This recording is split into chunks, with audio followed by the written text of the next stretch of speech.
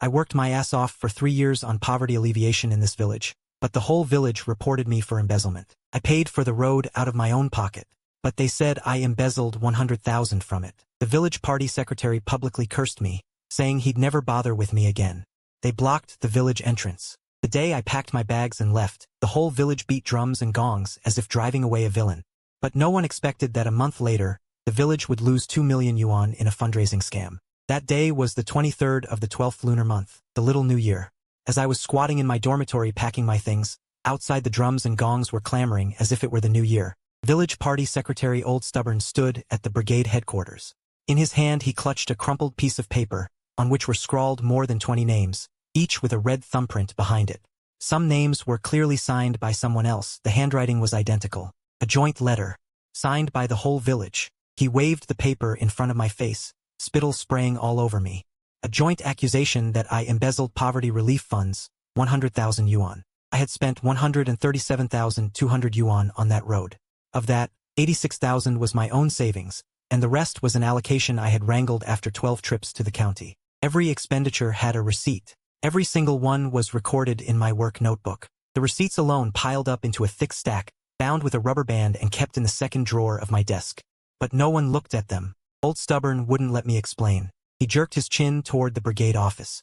His brother-in-law Lazy Pig Dog darted in and ransacked my desk, pulling out all 3 drawers. With a crash, they were dumped on the floor. File folders, ballpoint pens, and staplers scattered everywhere. That stack of receipts lay scattered on the concrete ground. Lazy Pig Dog stepped on them twice, then snatched my work notebook and stuffed it into the pocket of his padded coat.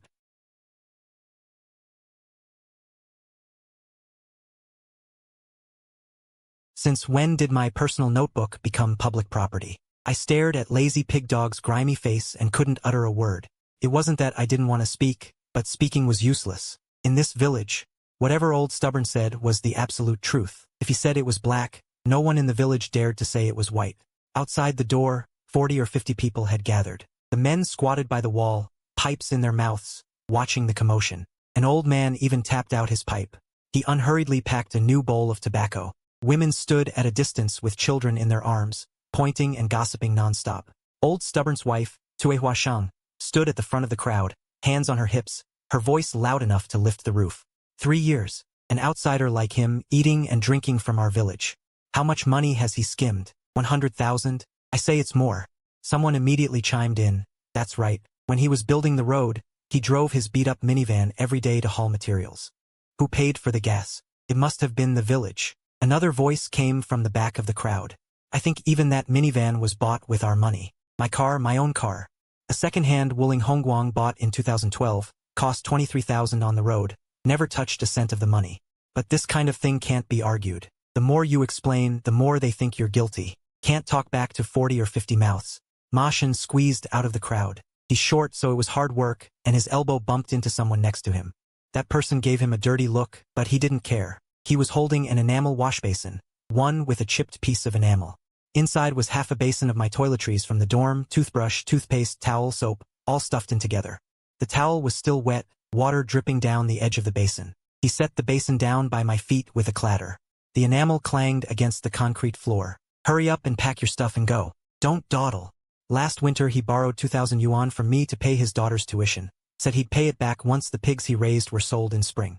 Now he's sold 2 batches of pigs and hasn't paid back a single cent. I didn't bring it up. No use bringing it up. People like him call you big brother when borrowing money, but act like you're dead when it's time to repay. Lengzi crouched next to my van and spat a thick gob of phlegm, a yellowish-green glob, right onto the front right tire. It hung on the rim, trickling down the spokes. He cursed as he spat, "Plague spirit. So you're finally leaving." 3 months ago, this guy was crouching outside my car window begging me to help graft his fruit trees. That day it was raining hard, water just pouring from the sky. I spent 2 hours in his orchard, grafted 40 saplings for him. My fingers were soaked white and wrinkled from the rain. After I got back, I had a fever for 3 days. He never even called. Old Stubborn lit a rough-cut cigarette at the village committee entrance, took a deep drag, and blew smoke out of his nostrils. Standing next to him was Uncle Gue, the village's old bookkeeper, 67, skinny as a bamboo pole. Uncle Gue held a brown paper envelope, flipping it back and forth pretentiously, saying he wanted to go over accounts with me. What accounts? Uncle Gue pulled a few sheets from the envelope, They were purchase orders for fertilizer from 2 years ago. The writing on them had almost faded away. I said, "Where's the cooperative's ledger?" He said he couldn't find it. I said, "Then what about the official seal? The cooperative's seal? The one I had engraved last year." Lazy Dog shrank his neck, his eyes shifting. "It's with the party secretary. It's none of your business." The handover procedure was just a mess of fuzzy accounts. No inventory list, no signatures, no one knew anything. What was the state of the cooperative's accounts? A crowd of people was yelling chaotically in the yard, and then they pushed me out the gate. This year is a bumper year for the orchard. The 300 mu of tsueli that I taught them to plant are fruiting in their 3rd year. Normally, the yield per mu reaches 3,000 jin. Old Wu from the town purchasing station had agreed on a price with me. 1 jin for 1 yuan and 80 fun. Just this season alone, that's over 1.6 million yuan in gross revenue. But the critical pest control period this year is in mid-March. The lime-sulfur mixture for clearing the orchard must be applied around the time of Jingxia. If we miss that window, red spiders and aphids will break out on a large scale.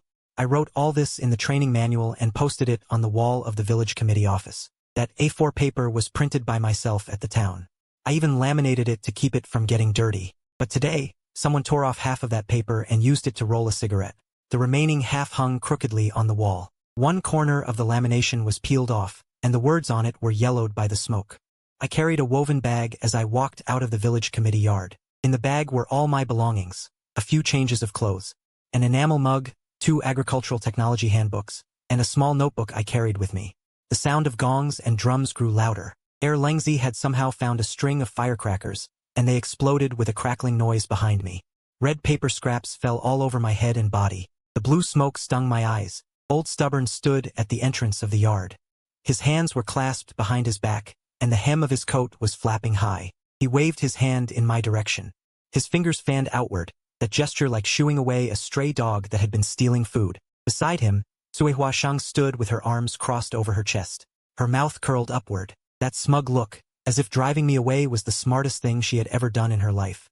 I threw the woven bag into the back seat of the minivan, started the engine, and a puff of black smoke came out of the exhaust. In the rearview mirror, the whole village was standing by the roadside watching me. Some were laughing, some were cursing. Ma Shang's grandson, a child of 7 or 8, bent down and picked up a clod of dirt. He swung his arm and threw it at my car. It hit the rear windshield and shattered into a smear of yellow mud. Not a single person spoke a fair word. 3 years, over 1,000 days. I helped them build roads, set up a cooperative, and taught them hands-on how to prune, graft, bag, and spray pesticides. On New Year's Day, I was inspecting the orchard for diseases. On Qingming Festival, I was on the hillside guiding flower thinning. In the dog days of summer, I endured the 40-degree sun. I gave them training on pest and disease control. The money I advanced plus my salary that I hadn't touched for 3 years. That would be enough for a down payment on a small 2-bedroom apartment in the county town. The car drove onto the gravel road I had paid for myself, and the chassis bounced over the stones. I rolled up the window. From that moment on, this village had nothing more to do with me. That outsider boss in a suit had barely entered the village when the whole village treated him like a living god of wealth. The widow who once had to borrow money from me to buy flower fertilizer. She actually sold everything she had to scrape together 50,000 yuan and handed it to him. The swindler pointed at the orchard I had made them plant and promised that everyone would double their money back next month. The village chief led the way, pressing fingerprints on the land contract for the whole village, and stuffed it into the swindler's bag. From now on, we rely entirely on you. They were immersed in the revelry of imminent wealth, and never noticed that the boss had cancelled his stay at the town guesthouse that very night. I had settled down at the town's agricultural technology station. Station Chief Old Wu cleared out a south-facing office for me. On the desk was a pot of plastic flowers, with a layer of dust on the leaves. Outside the window was the town's main street. In the morning, someone pushed a cart selling tofu pudding. At noon, tractors chugged by. In the afternoon, the postman rode a green motorcycle from one end of the street to the other. Life was so quiet it felt unreal. My daily work was organizing the agricultural machinery files from each village. Occasionally, I went to other villages for guidance. My colleagues at the station all knew about my situation, but no one brought it up. Old Wu only said one sentence: work steadily and honestly. What's meant for you won't slip away. I believed him. On the 9th day after they drove me away, news came. It was Fatty's sister, who ran a small shop in town, who told me. She had relatives in that village and overheard it during the New Year visits. She said a big boss had come, wearing a navy blue suit and a dark red tie. His leather shoes were polished so bright you could see your reflection. He drove a black sedan. There wasn't even a speck of mud on the car. He stayed in the village for 3 days, eating and living at Old Stubborn's house. Old Stubborn tidied up the main room for him to stay in, laying out new bedding that they only used during the new year. He arrived on the first night. Early the next morning, he held a symposium at the village committee office. More than 40 people showed up. They packed that 20-ping room so tightly it was impossible to move. The smell of sweat, dry tobacco smoke, and moisture from cotton-padded jackets mixed together, fogging up the windows. The man claimed his surname was Fong, saying he was the general manager of an agricultural product deprocessing company in the provincial capital, and had come specifically to inspect their tsueli fruit. He planned to contract all the fruit from the village to make preserves and juice, and would sign a 5-year long-term purchasing contract directly, offering a price of 3 yuan and 50 fun per jean. What does 350 per jean mean? The purchasing price I had negotiated for them was only 180, and they still thought it was too low. They privately cursed me for being incompetent. Old Stubborn immediately slapped the table, making the tea mug jump. Boss Fong, we've long wanted to find a strong partner. That previous village-based cadre was no good. He just fooled us, only offering 180, like he was giving alms to beggars. More than 40 people nodded along, buzzing with discussion. Boss Fong was all smiles. Unhurriedly, he pulled a thick stack of business cards from his briefcase and handed one to each person. The cards were gold embossed. It had a raised texture, printed with the name of General Manager Fong Ruixiong and a string of phone numbers, and at the bottom, the company name. There were several lines of titles that the villagers couldn't quite understand, but they felt it was impressive. Fat sister-in-law's relative said that on that evening, Boss Fong had a pork feast at Old Stubborn's house and drank 2 jean of corn liquor.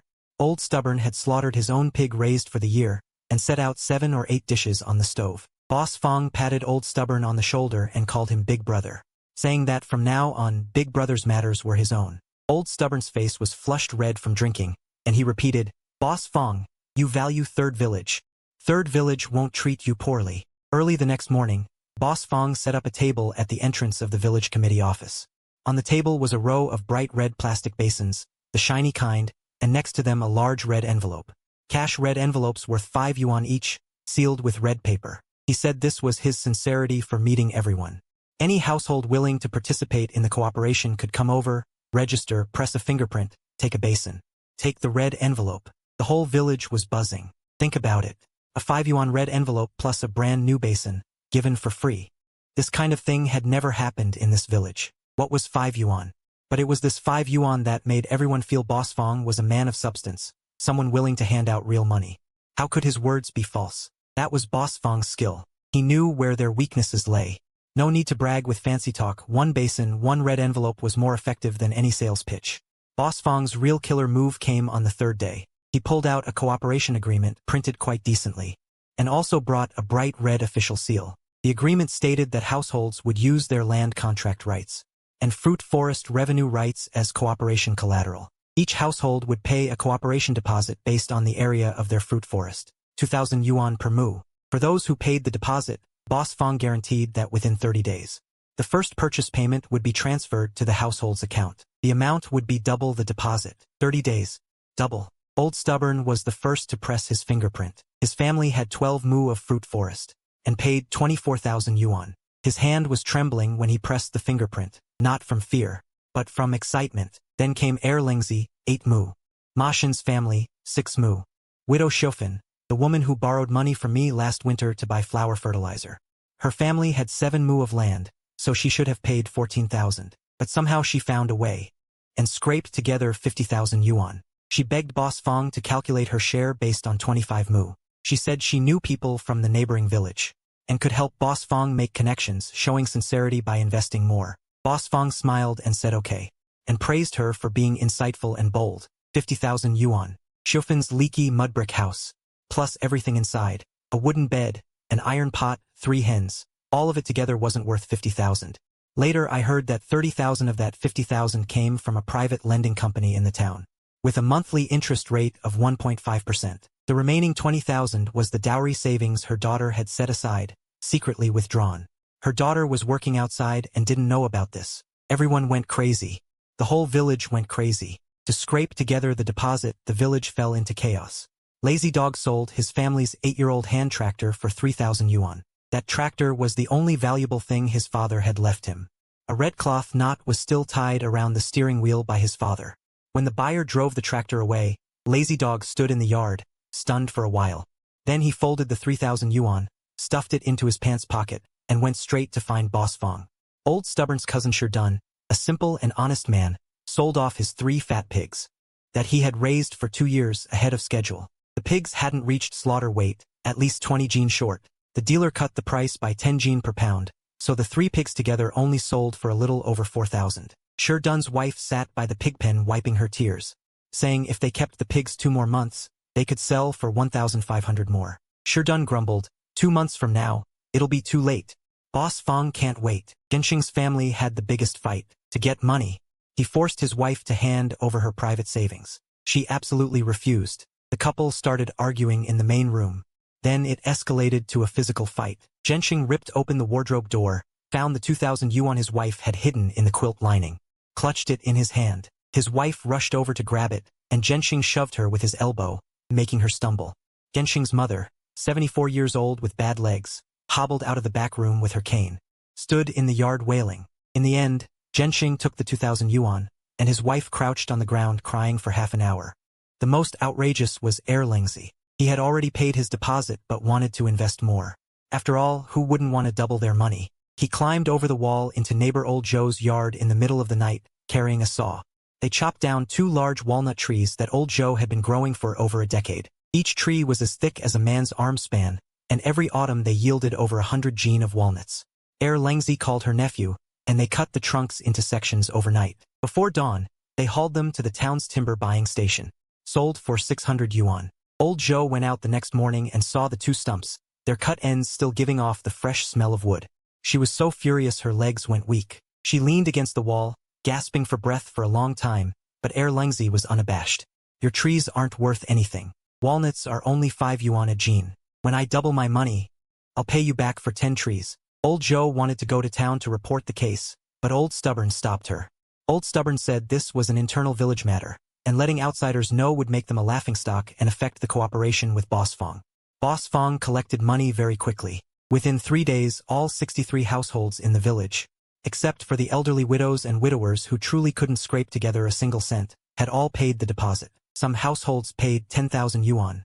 Some paid 20,000. Shufin, for instance, paid 50,000. In total, nearly 2 million yuan. 2 million. I had stayed in this village for 3 years, made 12 trips to the county seat, and managed to get only 50,000 yuan in poverty alleviation funds. Yet within 3 days, they scraped together 2 million for a stranger. Then Old Stubborn personally folded the copies of the entire village's land contract agreements neatly, placed them in a file bag, and stuffed it into Boss Fong's black leather briefcase. He bent over, holding the file bag with both hands, and handed it over with a fawning smile. Boss Fong, from now on we rely entirely on you. Boss Fong patted the briefcase, saying he was going back to the provincial capital to arrange for the production line. In a month, he would return with the processing equipment and the first payment for the purchase.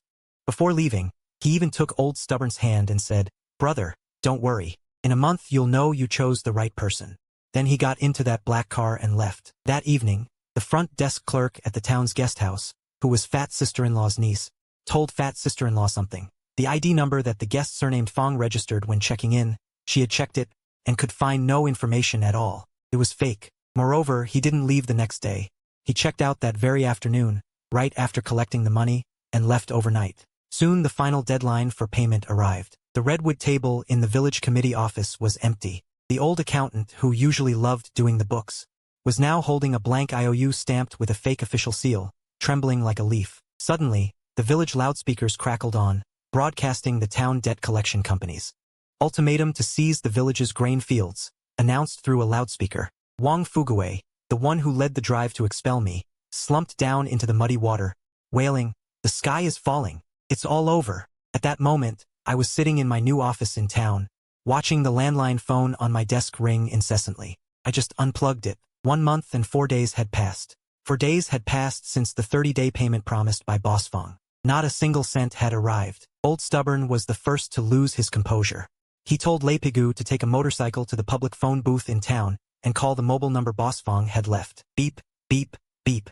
Disconnected number. He tried again with another phone, still disconnected. Leipigu then took out that gold-embossed business card, checked each number digit by digit as he pressed them. Beep, beep, beep. The number dialed was disconnected. He stared blankly and dialed again. Leipigu's hands began to sweat. He then went to the county seat to find the company address written on Boss Fong's business card. The card printed, Ruixiang Agriculture Group, 188 Xingxing Road, Provincial Capital. Leipigu first took a 1.5-hour bus to the county seat, then transferred twice to get to the provincial capital, bouncing along for most of the day. He arrived at 188 Xingxing Road. He stood at the entrance and stared for a long while, double-checking the house number. It was a shop selling coffins and funeral clothes.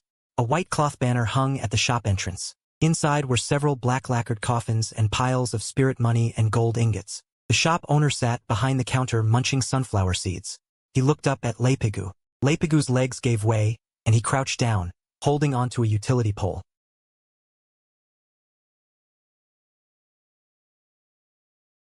Old Stubborn was yelling on the phone.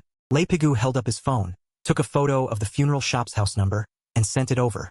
After a long while, there was silence on Old Stubborn's end. Another almost 2 minutes passed. A dull thud came through the phone, as if something had slammed onto the table. Then Old Stubborn's voice changed, as if squeezed from his throat. You sure? The house number is right there.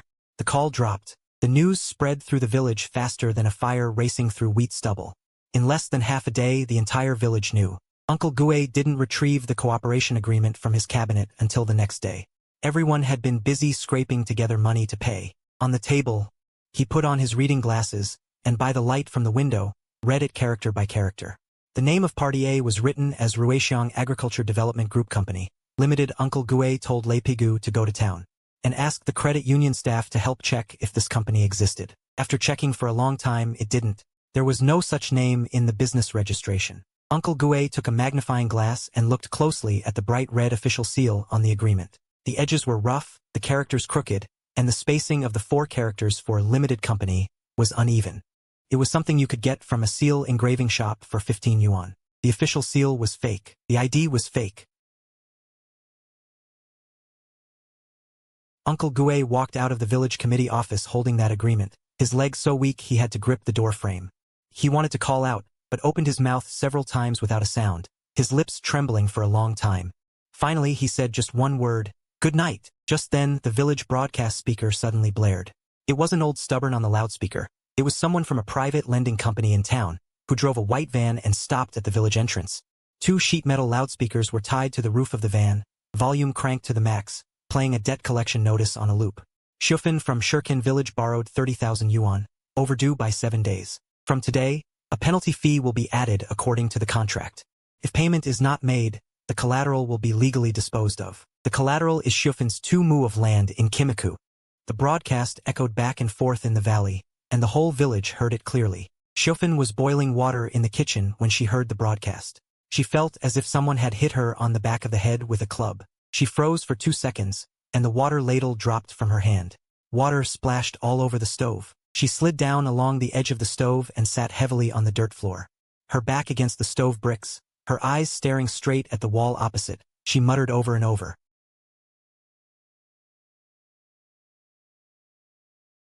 She scratched the skin on her own neck, leaving a bloody mark. You said it was a sure win, no risk, didn't you?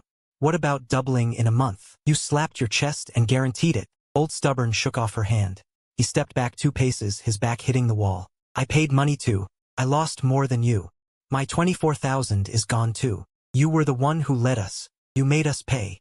You pressed your fingerprint first. Aunt Suehua began to wail, her voice so high it cracked, like a pig being slaughtered. The yard was already packed with people, over 30 of them. Some stood, some crouched, some sat on the ground. The air was thick with the smell of dry tobacco and sour sweat. Old Stubborn staggered and nearly fell to his knees. Erlangzi rushed over from the side and pulled Old Stubborn away, but he himself was red-eyed with anger. His fist hit the wooden doorframe of the village committee office with a loud thud. His knuckles swelled up immediately. Sherdun crouched at the base of the wall, silent, holding his head in both hands. His 10 fingers dug into his hair and pulled hard. The money from selling his 3 pigs, for 1,000 yuan, was all gone. His wife stood beside him, her lips pale, not saying a word. She just pinched his arm, pinch after pinch, her nails digging into his flesh. Purple marks appeared from the pinching. Sherdun didn't move, didn't dodge. Old Stubborn was trapped inside the village committee office, unable to get out. 20 or 30 people surrounded the place outside. Some pounded on the door. Some cursed. A woman took off one of her shoes and threw it at the door. Inside, Old Stubborn braced the door with a wooden stick used for cleaning, and shouted through the window.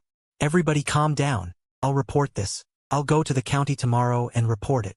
"What good is reporting? What about the money? Can you get it back? Can reporting bring Boss Fong back? You go find Boss Fong." No one listened to him anymore. For decades, whatever he said in this village was the final word. This was the first time no one responded. That day, the village was completely thrown into chaos. When Genshing's mother heard that her son's money had all been lost, she choked, couldn't catch her breath, and fell stiffly on the threshold of the main room, the back of her head hitting the stone step. A lump swelled up immediately. Gensheng and his wife were shoving each other in the yard. Nearly half an hour passed before they noticed the old lady had collapsed. They fed her some sugar water, and she revived. But half of her body was unresponsive, her mouth twisted, and her speech was slurred. Lai Pigu came back from the provincial capital. He dozed off on the bus and woke up to find his pants pocket had been picked. His wallet was gone. Inside were his last 320 yuan and that gold-embossed business card of Boss Fong. He stood in the square of the county bus station, his pockets empty, not knowing where to go. The door of Shufin's house was spray-painted with 4 big red characters by the lending company's people.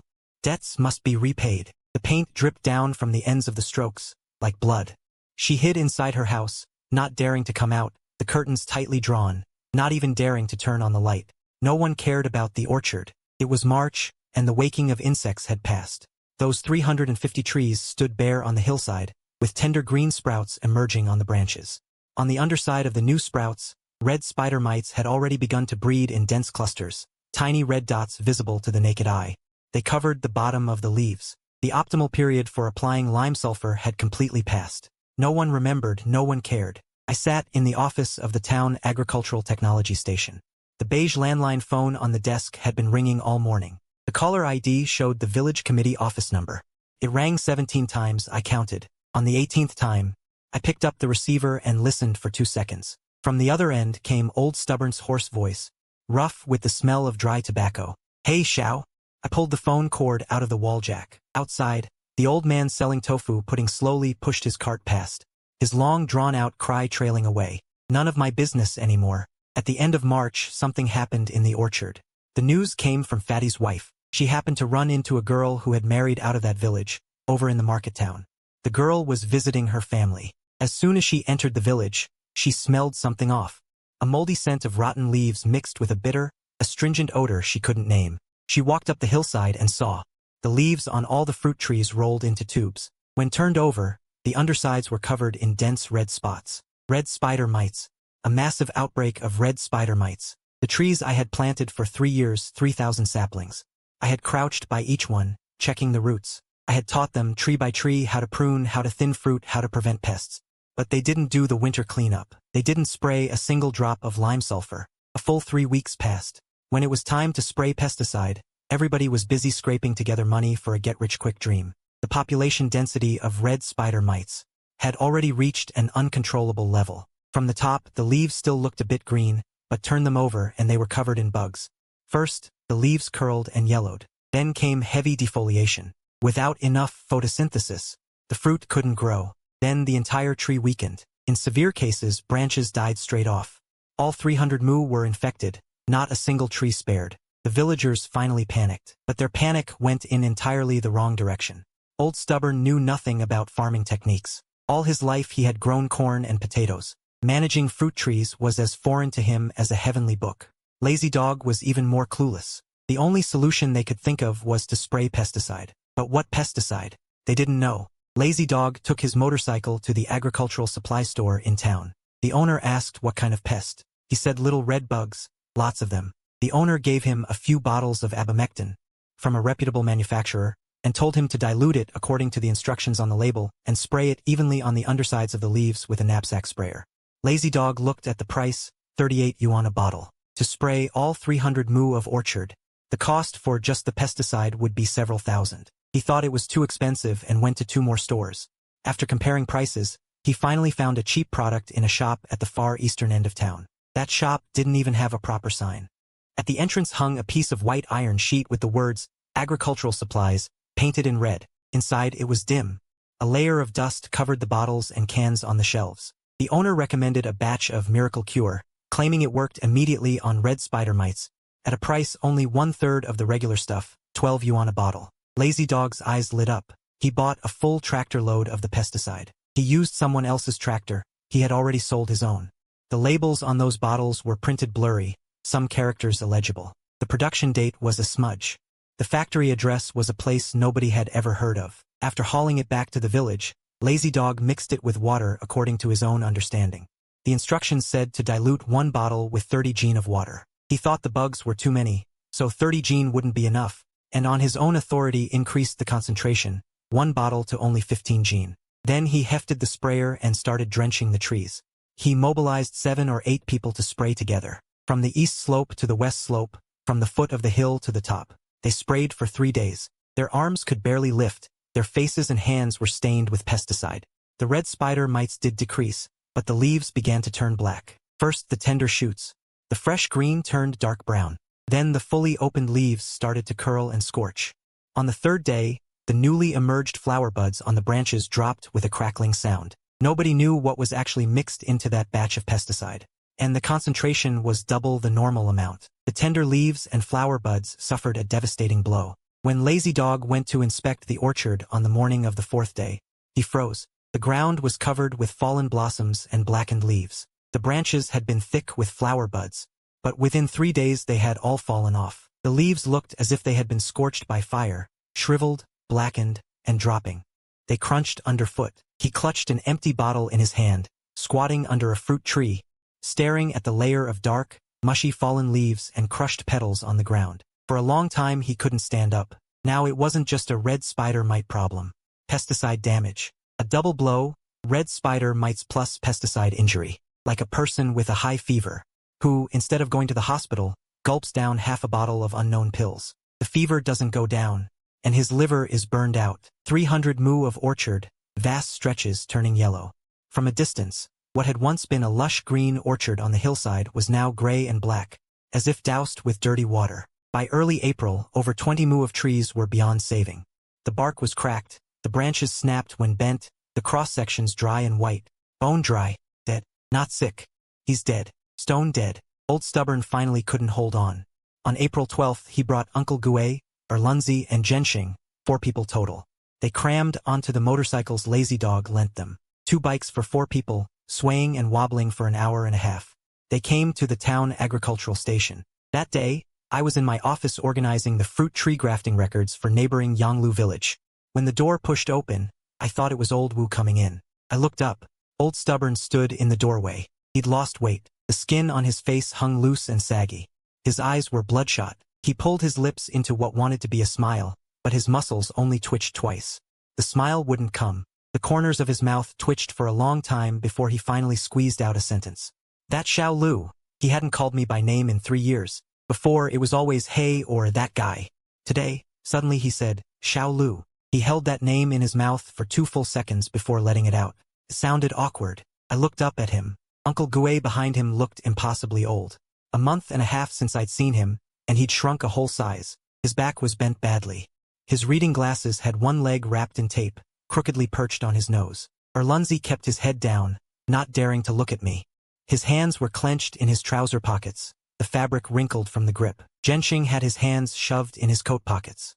He shifted his weight from foot to foot, like a school kid being punished. Big trouble in the orchard, Old Stubborn said. His voice was hoarse, like sandpaper scraping iron. We sprayed pesticide. No use. The trees are almost all dead. You know the technique.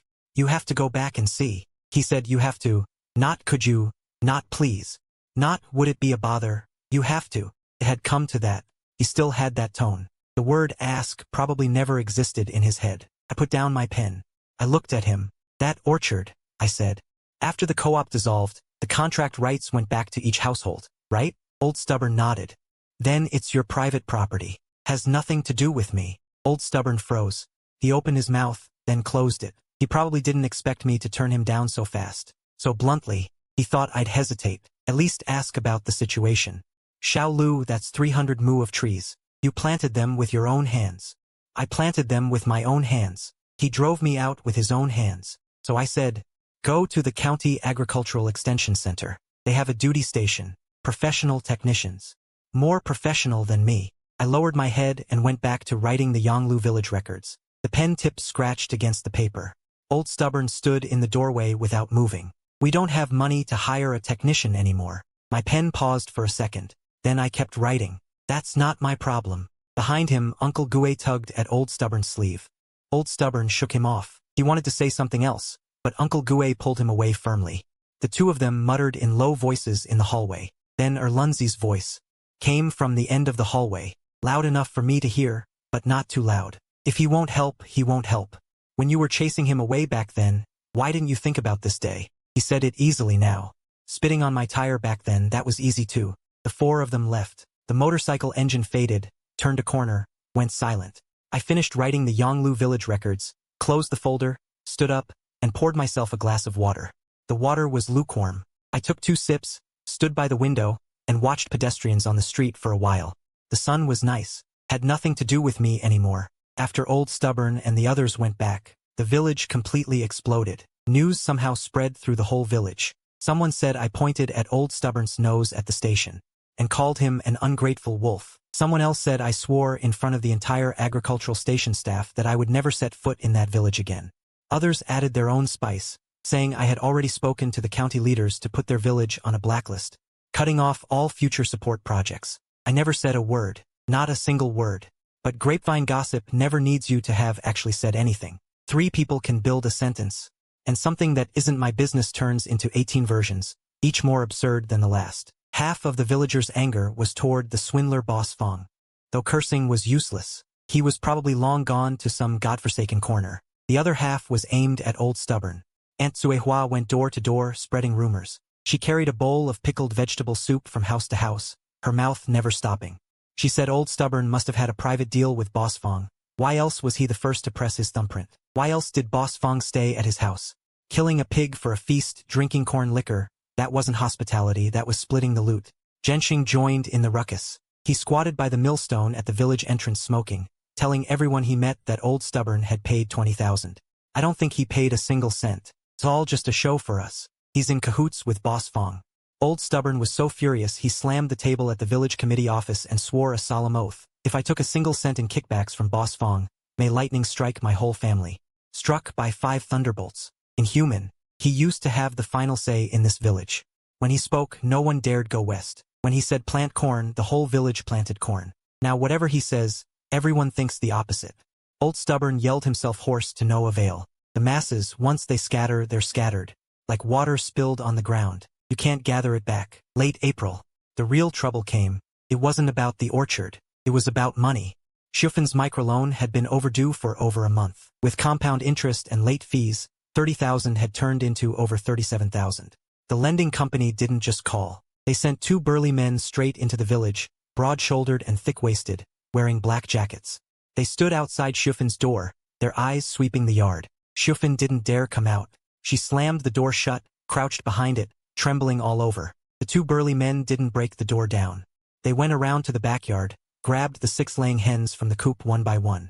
Holding them upside down by the legs, they stuffed them into a snake sack. The hens fluttered inside, clucking nonstop. Li Lishi, one of the burly men, shouted toward the house. If you don't pay back the principal next month, we're coming to collect from you. Schuffen crouched on the muddy ground beside the chicken coop. She didn't cry out loud. Tears fell in streams, dripping onto the mud and making small pits. Her shoulders shook. Her lips were bitten white. 6 hens. They laid 4 or 5 eggs a day. That was her only hope for the winter. But this was just the beginning. Zhenxing owed the township agricultural supply store. His credit had expired. The fertilizer, plastic sheeting, and seeds he bought in spring totaled 3,400. The shop owner drove his 3-wheeler into the village himself to collect the debt. Zhenxing searched his whole house and couldn't scrape it together. Without another word, the owner carried off the rice mill from his main room and half a sack of rice. The rice mill was already secondhand, not worth much. The half sack of rice was maybe 30 or 40 caddies. Genshing's wife chased the 3-wheeler for over 100 meters. The cloth shoes on her feet had thin soles. The gravel on the road cut into her feet. As she ran, she twisted her left ankle. She fell flat on the roadside. Her palms scraped the gravel, bleeding. Grit embedded in her flesh. She lay there for a long time, unable to get up. Over the next few days, Nearly every day someone came to the village demanding payment. The grain and oil shop owner, the seed seller, the pesticide dealer, the tractor repairman, the parts vendor. Old debts had come due. Hearing that something happened in this village, they all rushed to collect. There was no money in the village. Not a single cent. Boss Fong had run off with 2 million. The orchard was clearly doomed, and their food supply was nearly gone. Many families had sold their stored grain to scrape together the deposit. Some started selling their last livestock. Shikan led the old yellow ox that had been with him for 8 years to the township cattle market. The ox was old, couldn't do heavy work anymore. The buyer drove a hard bargain. For an 8-year-old ox, he only got 2,800. When Shikan handed the hemp rope to the buyer, the ox turned back to look at him. His eyes were wet, black and shiny, reflecting Shikan's face. Shikan turned around, wiped his face, and walked away. He didn't look back. After selling the livestock, they sold the grain. After the grain, the farm tools. By the start of May, several households had rooms so empty rats could run through them. For walls, a bed in the middle, and a pot. The ones who led the accusation against me had the hardest time. Aunt Zuehua was cursed at wherever she went. One day she went to draw water at the well. 3 women surrounded her, blocked her at the well base, and wouldn't let her get water. One of them jabbed her finger into Zuehua's forehead. Her nail nearly dug into the flesh. If it weren't for your damn lying mouth, our family's money wouldn't have gone down the drain. You're gonna pay it back, aren't you? Aunt Zuehua fled with her empty bucket. She lost 1 sandal and ran home barefoot on 1 foot. Erlongzi had it even worse. Old Zhou's family was settling accounts for the 2 walnut trees. Old Zhou's 2 sons blocked Erlongzi's door and knocked for half an hour.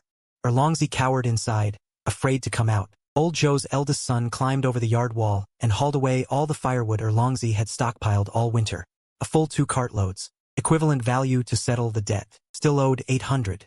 I'll be back in 2 days to take your door planks. Old Zhou's eldest son left that threat. That firewood would have lasted Erlongzi until next spring. In mid-May I received a task from the station. I had to do a spring inspection of fruit tree diseases in a few villages north of the town. The schedule listed 4 villages. All along the highway. On my way I passed the outskirts of Shikan Village. I was driving the station's minivan. Walking along the highway, the May sun bleached the asphalt road white, and the car window was half open. The wind blew in, warm and cozy, until I reached that fork in the road. I instinctively turned my head. That road, the gravel road I had paid to repair out of my own pocket. The road surface was already in bad shape. After 1 winter and 1 spring with no maintenance at all, the drainage ditches on both sides of the roadbed were clogged, filled to the brim with dead leaves and mud. Rainwater had nowhere to drain. It seeped into the roadbed, leaving the gravel surface pitted and uneven. 2 sections had completely collapsed, exposing the yellow clay and rubble beneath, a half-meter deep hollow. Forget driving a car. Even walking, people had to go around. Through the overgrown weeds and bushes on both sides of the road, I could make out the village's outline.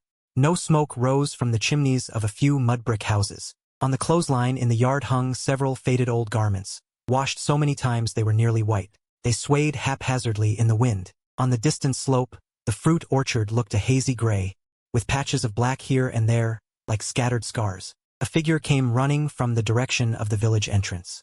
It was Lazy Dog. I had no idea how he recognized my car, maybe by its white color, or maybe by the agricultural green stripe. He ran, waving his hands, his mouth wide open, shouting something. The wind scattered his voice, leaving only a few broken syllables. I didn't slow down. Lazy Dog reached the intersection where the gravel road met the highway. He wasn't watching his step and stepped right into a collapsed pit. He pitched forward, face first into the muddy water, both hands splashing in the sludge, sending up a spray of yellow muck. I saw in the rearview mirror him climbing up from the mud, his chest and front completely caked with slime, his face smeared as well. He wiped his face while still waving at my car, his mouth still moving. The car rounded the next bend, and the rearview mirror showed nothing more. I turned on the radio. The provincial station was broadcasting the weather forecast. Tomorrow, partly cloudy to clear, with localized gusts. The road was smooth. The car ran steadily. The matter of the fruit orchard at the end of May had drawn its final stroke. The batch of pesticides that Lazy Dog bought of unknown origin had excessive residues. Not just slightly over the limit, it was the kind of excess that, if you took it to any testing agency, the numbers on the report sheet would send chills down your spine. Here's how it started. Although most of the fruit trees were already half dead, there was still a small patch, about 20 mu, on the highest part of the slope, facing south and the sun, with good ventilation and a steep terrain. When they sprayed, they couldn't reach those trees. This patch escaped the worst of the pesticide damage. Their leaves had yellowed a bit, but they didn't die. By May, they had actually produced a few scattered fruits. The fruits were smaller than normal, some twisted and misshapen, but still they were fruits. Old Stubborn considered those 20 mu as the village's last lifeline. Even if they sold for just a few tens of thousands, it would give the villagers some breathing room. He had Lazy Dog contact a buyer. Old Liu from the town came. Old Liu had been in fruit wholesale for over a decade, a sharp man, with a nose sharper than a dog's. He brought an assistant into the orchard, bent down and broke off a fruit. He pinched the skin with his thumbnail, frowned, sniffed it, then turned it over to look at the stem. "What did you spray on it?" he asked Lazy Dog. Lazy Dog's answer was vague. He said he bought it in town, couldn't quite remember the specific pesticide. There were characters on the bottle, anyway. Old Liu didn't respond. He put the fruit into a plastic bag and had his assistant take it to the county's agricultural product quality testing center. 2 days later, the report came back, methimidophoes. Lazy Dog didn't recognize that name, but Old Liu did. It's a highly toxic organophosphate pesticide that China completely banned in 2007. Highly toxic, highly residual, absorbable through the skin. The cheap stuff Lazy Dog bought from that unlicensed agrochemical shop had this pesticide mixed in. On top of that, he himself had doubled the spraying on the fruit trees. The residue test showed it exceeded the limit by 14 times.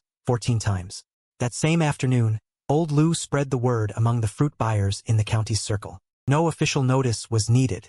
This industry is small. News travels faster than a rabbit. Shikan Village's green plums tested positive for methimidophoes. Don't touch them. Those 2 words spread to every single purchasing point.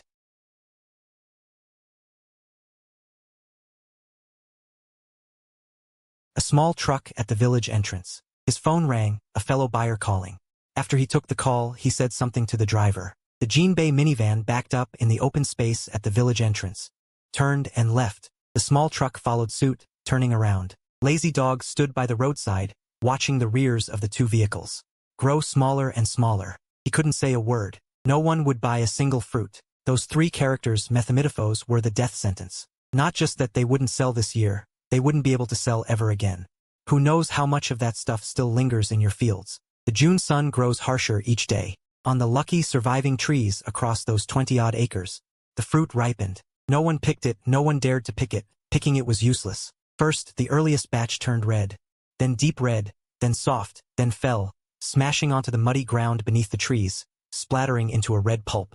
Then the second batch, yellow turned red, red turned soft, soft turned rotten, one after another dropping down. The fruit piled up under the trees. Scorched by the June sun, it began to ferment. The first couple of days gave off a cloyingly sweet smell. The sugars in the fruit broke down under the heat, and the air was thick with an overripe sweetness, so thick it felt heavy. By the 3rd day it turned sour and rancid. By the 5th day a putrid stench of decay. Then the flies came. Swarms of green bottle flies, clustering in piles on the rotten fruit, buzzing loudly. From a distance it looked like a dark mass writhing. As you stepped into the orchard, you'd crush them underfoot. The juice of the rotten fruit splattered from your soles, coating your pant legs. The flies would be startled, circle once above your head, then settle again. The whole village's air was thick with that odor. Sweet, sour, and stench layered together, dense as a corpse, pressing down from the hillside. It seeped through every crack in doors and windows. While cooking, you couldn't shoo the flies off the pot lids. While eating, flies clung to the rims of bowls. At night, the buzzing wormed into your bedding. It was a chronic torment, not a sudden disaster. It was something you endured every waking and sleeping moment, a relentless nausea and despair with no escape. It was at this point that Aunt Zuehua completely lost it. She had shown signs since mid-May. Her eyes were vacant, and when spoken to, her answers were irrelevant. Sometimes she would sit on the doorstep for hours without moving. Old Stubborn thought she was just angry and didn't take it seriously. Come June, she began wandering the village. During the day it was manageable. She just paced back and forth on the village paths, clutching a twig, scratching lines on the ground. If someone asked her something, she would look up at you and say, "Settling accounts." She couldn't explain what accounts. At night it was even scarier. She wouldn't sleep. Wearing a thin cotton jacket, she walked on the village paths. Under the moonlight, her solitary shadow flickered, hair loose. Her feet never stopped. Someone getting up to use the latrine at midnight saw her standing under the old locust tree at the village entrance. Her face turned toward the orchard on the hillside, muttering continuously. Drawing closer, they heard. "Little Liu, if only little Liu would come back. Little Liu knows how to plant trees. He can kill the bugs." Little Lu, over and over again, her lips opening and closing like chanting scriptures. The villagers would detour around her when they saw her. Behind her back, they said Aunt Suihua was crazy. Old Stubborn tried locking her in the house, tying a rope around her wrist and fastening it to the bed leg. In the middle of the night, she untied the rope herself, climbed out the window, and left. Old Stubborn couldn't catch up. He himself was old, and Uncle Gui's body couldn't hold out either. He had high blood pressure to begin with. These months of back-and-forth turmoil, his medicine ran out, no money to buy more. On a clear day in mid-June, she moved a stool and sat at the entrance of the village committee office, soaking up the sun. As she sat, the stool tipped sideways and she fell. The back of her head hit the edge of the step, raising a lump the size of an egg. Pig Dog drove his motorcycle, took her to the township health center. Her blood pressure was measured. Systolic 210, diastolic 140. The doctor said if she had arrived half an hour later, she'd be gone. She stayed in the hospital for a week. Who paid? Old Stubborn borrowed everywhere. He had to ask 3 families before scraping together the hospital fees. Interest was another burden. By the end of June, 3 more families had locked their doors and left. The houses stood empty, weeds in the yards grew knee-high. The village was rotting day by day. Not the kind that collapses all at once, but like those fruits, bit by bit under the sun. From the inside out, fermenting, turning sour, rotting, breeding maggots. The roads were broken, no one repaired them. The irrigation ditches were clogged, no one cleared them. The public rice mill was locked up. In the old days, every morning, chimneys of every household sent up cooking smoke. Now many families didn't light fires until noon to save firewood. Some didn't even light a fire at noon, just gnawed on cold steamed buns to get by. One day, the regular mailman, as usual, rode his motorcycle into the village to deliver mail. He stopped at the village entrance because the road was too ruined for the bike to pass. He stood by the road hesitating for a while, then tucked the 2 letters into a plastic bag tied to a utility pole at the crossroad. Then he turned and left. Those 2 letters fluttered in the plastic bag for 3 days, soaked through by rain. The writing blurred, and no one came to retrieve them. The substitute teacher at the village elementary school resigned. She was a girl from the town, teaching a combined class of grades 1 through 3, with a monthly salary of 1,200 yuan. The village had set aside a room for him. After the orchard incident, the village docked 3 months of his salary. He couldn't stay in the village any longer. The day he left with his suitcase, 8 students stood at the school gate watching him. He kept his head down, said nothing, and walked away. The school was left empty like that. Dogs rummaged through the trash bins in the alley, but the bins were empty too. A stray cat crouched on the windowsill of an empty house, soaking up the sun, skin and bones. When the wind blew, the whole village reeked of rotten fruit and the dead ash of cold stoves. Winter had arrived. In November, the first snow fell, not heavy, just a thin white layer on the ground. By noon, the sun melted it away. Water dripped along the eaves, ticking and pattering all afternoon. It snowed for 2 days and 2 nights. At first, fine snow grains pattered against the window panes with a rustling sound. Later, it turned into goose feather flakes, falling silently, piling up thick. Half a foot of snow covered the road. Tree branches bent under the weight, some snapped clean off. With a muffled crack, coal prices in the town went up, from 800 to 950 per ton. Winter prices always rise. For families in town with a proper livelihood, that price was just a matter of gritting their teeth and shelling out an extra 100 or 2. But for Shikan Village, it was a matter of whether they could make it through the winter. Of the 40-odd households that hadn't yet left, fewer than 10 could afford to burn coal. What did the others burn? Firewood, corn stalks stockpiled in autumn, and dry branches picked from the mountains. But this year, firewood wasn't enough either. There were plenty of dead branches and withered twigs in the orchard, but the fruit trees had dense wood, which was extremely hard to burn. If you burned it before it was thoroughly dry, thick smoke choked you until tears streamed down, and the heat was low. A whole stove full of orchard branches gave off less warmth than half a bundle of corn stalks. Old Stubborn's family had less than 200 caddies of coal left, brought back from town in autumn by a favor, planned to stretch through the winter. But life turned out harder than he'd expected. By early December, the pile hit bottom. The last bits of coal dust in the shed, he shoveled and reshoveled, almost wanting to shove the dust and the shovel itself into the stove. Aunt Suihua was still the same. After winter set in, she would run outside in a tattered cotton jacket. That jacket had been worn for years. The cotton had clumped into hard lumps, offering no warmth at all. Once, in the middle of a snowy night, he slipped out no one knew when. At daybreak, someone found him under the old locust tree at the village entrance. He lay in the snow, lips purple, hands and feet cold as stone.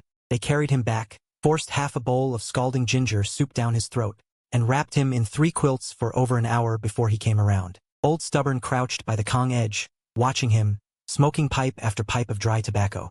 The ember in his pipe flickered on and off, but he couldn't speak a word. The second week of December.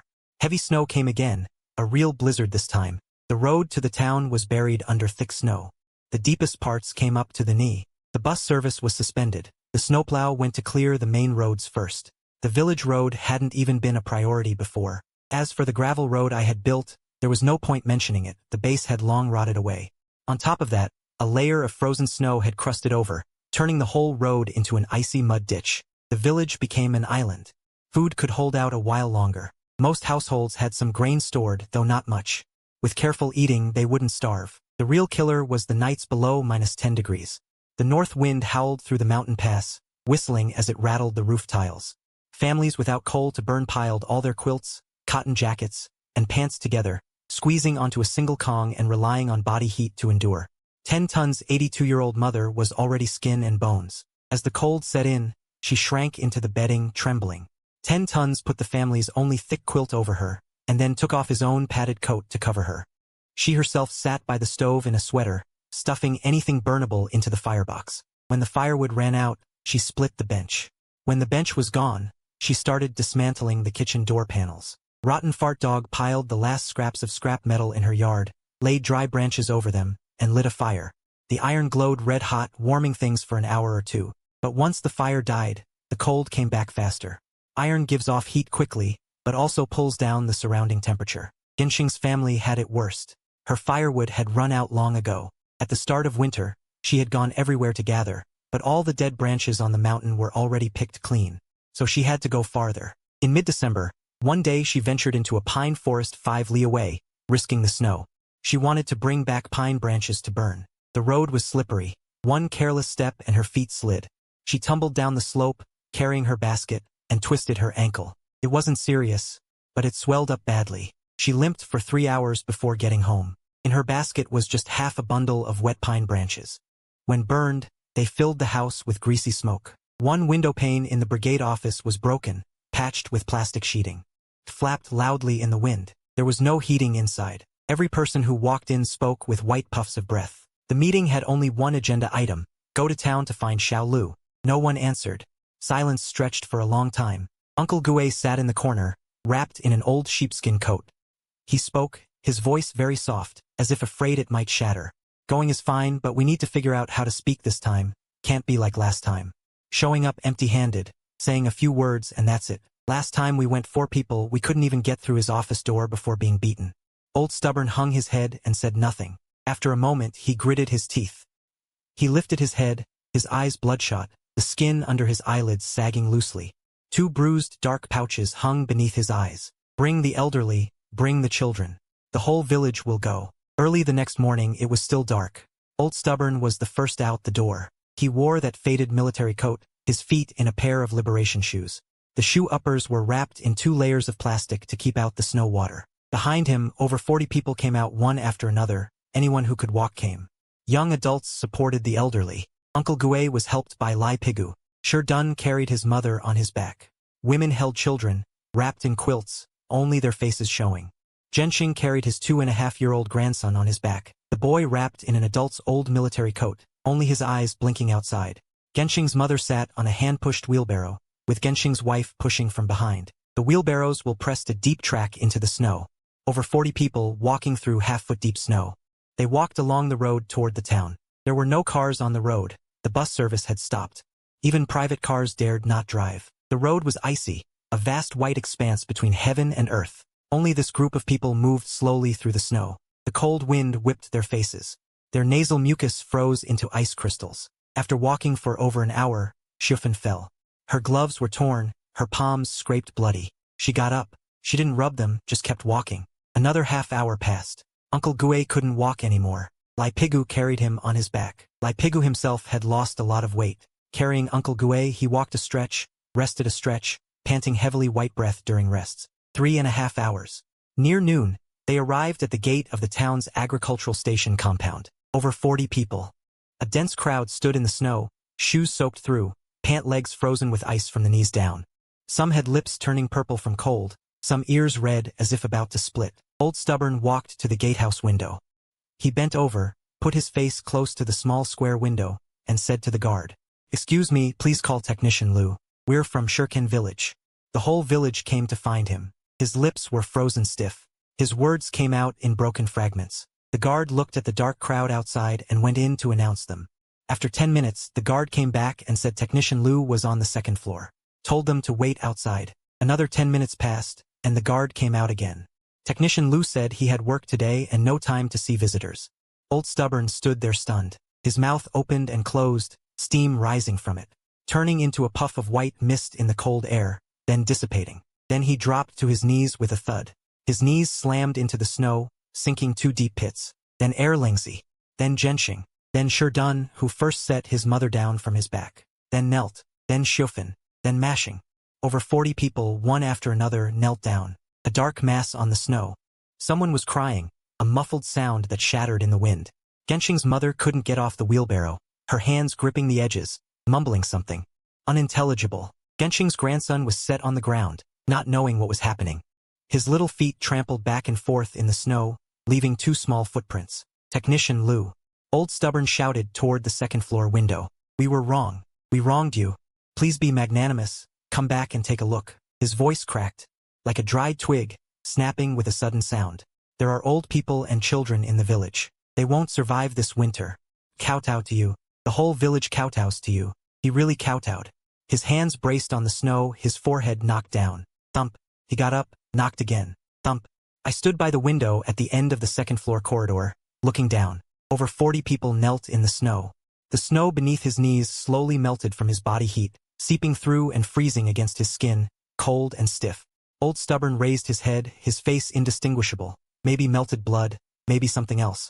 His eyes swept across the window, found me, and he shouted again. "We're willing to give you a public apology. Any conditions you name, just name them. Any conditions now. 6 months ago, no conditions were acceptable. 6 months ago, it was joint accusations, banging gongs, spitting, throwing clods of dirt, setting off firecrackers, tearing up notes, grabbing the official seal. Now kneeling in the snow, saying any conditions, not because their conscience woke up. Conscience? If they had one, they wouldn't have done that 6 months ago. It's because of the cold, because of hunger, because of fear, because of pain. Knowing pain only when it hurts, that's not repentance." I pulled the curtain shut and walked into the hallway. "Old Wu, that crowd outside is gathered in the compound, disrupting normal work. Could you maybe make a call? Have the police station send someone to coordinate." Old Wu glanced at me over his glasses. That look lingered for 2 or 3 seconds. He didn't ask anything. He picked up the desk phone and dialed. 20 minutes later, 2 officers from the police station arrived. They coaxed and persuaded for a long while, then called someone from the town civil affairs office. The civil affairs officer said they could arrange a batch of old quilts, told them to go back first. "Don't freeze out here." When Old Stubborn was helped up from the snow, his legs were too frozen to bend. His kneecaps had been kneeling in the snow too long. Everything below his calves was numb. Lai Pig Dog and Er Longzi each held one of his arms, lifting him off the ground. After Old Stubborn steadied himself, he turned and looked back at the agricultural station building. The second-floor curtains were drawn, motionless. He saw nothing. Winter always passes, no matter what. Spring still came. By the end of February, the snow on the ground had melted. First, the sunny slopes revealed dark brown soil, then the roads, then the rooftops. Meltwater gathered into streams, gurgling along the roadside ditches. The highway was open. The bus service resumed. The market in town bustled again. My job transfer approval came through. The County Agriculture and Rural Affairs Bureau was transferring me, offering a deputy section chief position. When my nomination was made, the bureau chief read my resume at the full bureau meeting. 3 years of village residency. Promoting fruit tree planting techniques, covering 6 surrounding administrative villages. Last year, in the second half, I guided Willow Village and Wangjiaping Village in completing orchard standardization. The 2 villages added over 300,000 yuan in new output value. Sparse applause from the audience. After the meeting, I went back to the town agricultural station to pack. The office was small. Not many personal items. Enamel mug I'd used for 4 years, chipped on the rim. A few changes of clothes. 2 worn-out agricultural machinery manuals. A half-used gel pen. I stuffed things into a woven bag, washed the enamel mug, dried it, tucked it in, folded the clothes and put them at the bottom. When I pulled open the bottom drawer, My fingers touched something hard. That notebook, the small notebook I always carried. A softcover type, $3.50 each. The day I was driven out, my work notes were grabbed by Lai Pig Dog, but this little notebook stayed in my coat pocket. It followed me out of the village. Later, when I moved into this office, I tossed it into the bottom drawer. Stack of outdated agricultural bulletins on top. I never touched it again. I took it out and flipped through. The cover was cracked, that cheap plastic material after getting damp, peeled and curled at the edges. The corners curled up like withered leaves. The pages inside were incomplete, several missing in the middle. Torn out by someone in that chaos. Maybe Lai Pig Dog, maybe Cui Huasheng. Or maybe some random person. Who knows? I turned to the first page. My handwriting was still neat. Notes from 3 years ago. Back then, my hand was steady. October 15th. Reported to Shikan Village. Village party secretary son Yuan received me. Attitude was cold. Total of 63 households, 189 permanent residents. 420 mu of farmland, of which about 320 mu were fruit trees. Mountain roads impassable. Needs at least 3.5 kilometers of paved road to connect to the provincial highway. Preliminary assessment. Natural conditions aren't bad. The people are the big problem. The people are the big problem. I stared at those 5 words for a few seconds. Flipped further. December 3rd. Temperature -6 degrees Celsius. Helped Sherdong's family fix the roof. Over a dozen tiles broken. I bought 2 new bowls in town at my own expense, 43 yuan. 10. My wife cooked a bowl of noodles. 2 poached eggs were added. It was the first time I ate food cooked by a villager. The noodles were a bit salty. February 14th. The first road repair funding arrived, 17,000 yuan. Not enough. I had to front the difference myself. I didn't dare tell my family. My mom would definitely scold me if she found out. May 20th. The fruit saplings arrived. 3,000 crisp pear saplings. The whole village turned out to plant them. Old Stubborn Head spoke to me with a smile for the first time, saying, "Xiao Liu, you've really got some skills." I said, "Just wait to count the money." At that moment I felt everything was worth it. August 8th. Lengzi's saplings died in a row. Too much watering. The roots rotted. I taught him hand over hand 3 times. The 4th time he got annoyed with me, cursed me for meddling. I stayed silent. That evening I drank half a bottle of beer. March 9th of the next year. The road was completed. A van could drive into the village. Old Wu from the town procurement station rode in for the first time to see the orchard. When he got out, he stepped in mud. He looked around for half an hour and said the orchard was well managed. Old Stubborn Head beside him was grinning from ear to ear. That night, he killed an old hen and insisted I come to his place for dinner. The chicken soup had dried shiitake mushrooms in it. It was very fragrant. July 22nd of the next year. 40 degrees Celsius on the mountain during the dog days. I gave the whole village training on pest and disease control. 31 people came. 8 more than last time. Lengzi was dozing off in the last row. I called him by name to stand and answer a question. He got it wrong. Everyone burst out laughing. He blushed and cursed under his breath. But the next day, he came on his own to ask me the correct answer to that question. June of the 3rd year. The fruit trees bore their first trial fruit. The yield wasn't high, but the quality was good. Old Wu tasted one and said it was sweet. I tasted one too. It really was sweet. I flipped through the pages night after night. The handwriting grew increasingly sloppy. The later entries became shorter and shorter. More and more corrections and strike-throughs. On a few pages, only the date and 1 or 2 words were written. Annoyed. Tired. Forget it. On the last page with any writing, there was only 1 line. December 22nd of the 3rd year. Leaving tomorrow. No period. After that, all blank pages. I closed the notebook. I stood in the office for a while. Sunlight slanted in through the window, falling on the beige wall. Warm and pleasant. People were chatting and laughing on the street, their voices drifting over from afar. I couldn't make out the words. I walked to the door. Beside the door was a green plastic trash can. Inside were a few crumpled sheets of paper and an empty mineral water bottle. I tossed the notebook in. It hit the water bottle, which tilted. There was a dull thud. The notebook flipped over, lying open on top of the crumpled paper, exposing the rough edges left by torn-out pages in the middle. I stuffed my last piece of clothing into the woven bag, picked it up and walked out. The door closed behind me. What happened to Shikan Village afterward? I heard bits and pieces from other people. Of the 300 acres of fruit orchard, less than 30 acres survived. Due to the issue of fake pesticide residues, the county listed it on the key monitoring list for agricultural product quality. For 3 years, no commercial sales were allowed under any pretext. In other words, even if the trees survived and the fruit grew, it couldn't be sold. Boss Feng's case was reported to the county. The county police filed a case, and the materials were sent to the city. But that man vanished into thin air. His ID was fake, his phone number was fake, his name was probably fake too. By the time I was transferred, there was still no news. The 2 million was probably impossible to recover. The dispute over land contract rights was finally mediated by the town government. But the damage had already been done. Most of the farmers' land was either used as collateral or frozen by the court. Not being able to farm their own land, for peasants that's no different from losing a leg. Over half of the village's able-bodied young people left. Zhenxing, along with his wife and his semi-paralyzed mother, took a bus to the provincial capital. He found work at a construction site, hauling steel pipes, moving bricks and mixing cement. 120 yuan a day. His wife worked in the site canteen. His mother looked after their grandson in a rented room.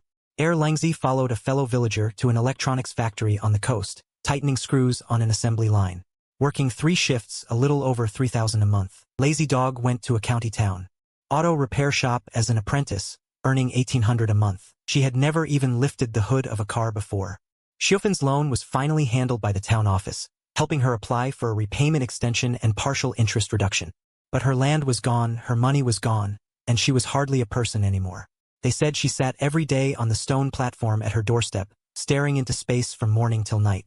Sometimes Aunt Cuehua sat beside her, neither looking at the other, neither speaking to the other, just sitting there. Old Stubborn was still village party secretary. The higher-ups wanted a new election. No one was willing to take over this mess. She alone kept the brigade office, managing a village that grew emptier. The loudspeaker at the brigade office was broken and never fixed. Strawberry bushes grew in the yard. After Uncle Gue was hospitalized that winter, his health never recovered. After winter set in, he barely went out. Word was he got a little better after spring began, able to walk a few steps in the yard. Sherduan's old mother didn't make it through that winter. She didn't freeze to death. She was just old, plus all the suffering that year had worn her body out. A few days after spring started, one morning, Sherdun carried a bowl of corn porridge into the room, called out twice but got no answer. The old lady lay on the kong, the blanket neatly tucked in, face to the wall. Sherdun set the bowl on the edge of the kong, reached out and touched her hand. Cold. The village was still there. The houses were still there. The road was still there, though it no longer looked like a road, more like a muddy ditch overgrown with weeds. The remains of the orchard still stuck out on the hillside, dead branches here and there, gray-white stumps emerging from the wild grass. Spring came. Weeds pushed through cracks in the road. Wildflowers bloomed in abandoned yards. Swallows flew back, circled a few times under the eaves of an empty house, found no one living there, and flew away again.